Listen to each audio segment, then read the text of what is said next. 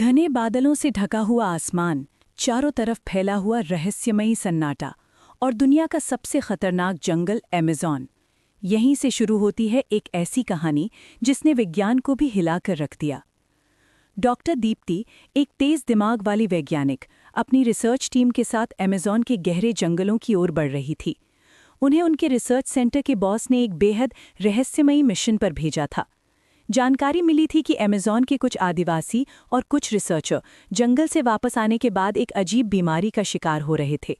पहले उनके शरीर पर लाल लाल निशान पड़ते थे, फिर उनका शरीर धीरे धीरे पानी जैसा बनने लगता था और अंत में वो पानी की तरह बह जाते थे। ये सुनकर दुनिया भर के वैज्ञानिक हैरान थे।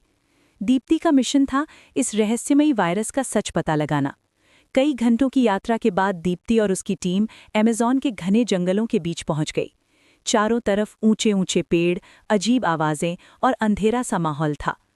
तभी उन्हें एक आदिवासी मिला। वो जमीन पर पड़ा हुआ था और उसका शरीर कांप रहा था। सुरक्षाकर्मियों ने उसे तुरंत पकड़ लिया ताकि वो किसी को नुकसान न पहुंचा सके। दीप्ति ने अपने पूरे प्रोटेक्शन सूट पहनकर उस पर रिसर्च शुरू की। कुछ ही मिनटों में उसके उपकरणों ने जो जानकारी दी, उसे देखकर दीप्ति की आंखें फैल गईं। उस आदिवासी के शरीर में एक ऐसा अजीब वायरस था जो धीरे धीरे उसके खून को पानी में बदल रहा था। जैसे जैसे उसका खून बदल रहा था, वो आदिवासी बेहद वायलेंट होता जा रहा था, लेकिन सुरक्षाकर्मियों ने उसे मजबूती से पकड़े रखा। दीप्ति ने अपने उपकरणों से उसके शरीर का स्कैन किया और देखा कि वायरस तेजी से फैल रहा था, इतना तेज कि शायद 1 घंटे के अंदर ही शरीर पूरी तरह बदल सकता था। और फिर कुछ ही देर बाद उस आदिवासी का शरीर नर्म होने लगा, उसकी त्वचा पिघलने लगी और अचानक सबके सामने उसका शरीर पानी की तरह बह गया। पूरा ग्रुप स्तब्ध रह गया। दीप्ति के मन में अब सिर्फ एक सवाल था, आखिर ये वायरस आ कहाँ से रहा है? सच्चाई जानने के लिए दीप्ति और उसकी टीम जंगल के हर हिस्से की जांच करने लगी। आदिवासियों से पूछताछ करने पर पता चला कि बीमार होने वाला व्यक्ति जंगल के पूर्व दिशा में गया था। दीप्ति तुरंत अपनी टीम के साथ पूर्व दिशा की ओर बढ़ी।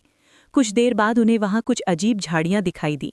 पहली नज़र में वे बिल्कुल सामान्य लग रही थीं, लेकिन उनकी पत्तियां हल्की नीली रंग की थीं। दीप्ति को शक हुआ। उसने बहुत सावधानी से उन पत्तियों को तोड़ा और अपने लैब बैग में सुरक्षित रख लिया। वापस कैंप पहुंचकर उसने उन पत्तियों का टेस्ट किया। रिपोर्ट देखकर वो पूरी तरह हैरान रह गई। उसी नीली पत्तियों के अंदर वही खतरनाक वायरस मौजूद था। मतलब जो भी व्यक्ति इन झाड़ियों के संपर्क में आता, वायरस उसके शरीर में प्रवेश कर जाता। लेकिन तभी दीप्ति ने देखा कि उन्हीं पत्तियों के साथ कुछ लाल पत्तियां भी उसके सैंपल में आ गई थीं। जिज्ञासा में उसने उनका भी टेस्ट किया और फिर उसके सामने एक चौंकाने वाली सच्चाई आई। लाल पत्तियां उसी वायरस का एंटीवायरस थीं। दीप्ति की आंखों में उम्मीद की चमक आ गई। दिन रात मेहनत करके उसने आखिरकार उस वायरस का एंटीडोज तैयार कर लिया, लेकिन तब तक बहुत देर हो चुकी थी। जंगल में वायरस तेजी से फैल चुका था। एक पूरा आदिवासी कबीला खत्म हो चुका था। लोग डर और घबराहट में एक दूसरे पर हमला कर रहे थे और अराजकता फैल चुकी थी। सबसे बड़ी मुसीबत तब आई जब दीप्ति की टीम के कुछ सदस्य भी उस वायरस की चपेट में आ गए। उनके शरीर पर भी लाल निशान उभरने लगे। लोग पैनिक करने लगे। दीप्ति ने जल्दी जल्दी एंटीडोज देना शुरू किया, लेकिन वो केवल कुछ लोगों को ही बचा पाई। स्थिति इतनी खतरनाक हो चुकी थी कि दीप्ति को फैसला लेना पड़ा। वो अपने बचे हुए साथियों को लेकर तुरंत जंगल छोड़कर शहर की ओर निकल गई। कई दिनों बाद जब दीप्ति शहर पहुंची तो उसने आईने में खुद को देखा।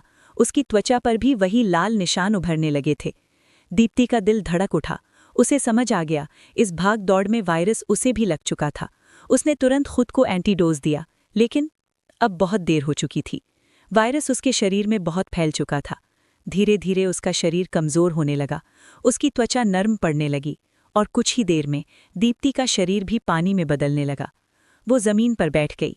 उसकी आंखों में हल्की मुस्कान थी, क्योंकि वो जानती थी उसकी खोज से शायद भविष्य में हज़ारों लोगों की जान बच सकेगी।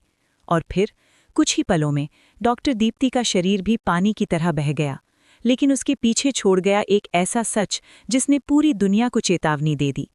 प्रकृति के अंदर छिपे रहस्य कभी कभी इंसान के लिए सबसे बड़ा खतरा बन सकते हैं। कहानियाँ जो दिल को छू जाएं। कहानी खतरा अनजान वायरस का।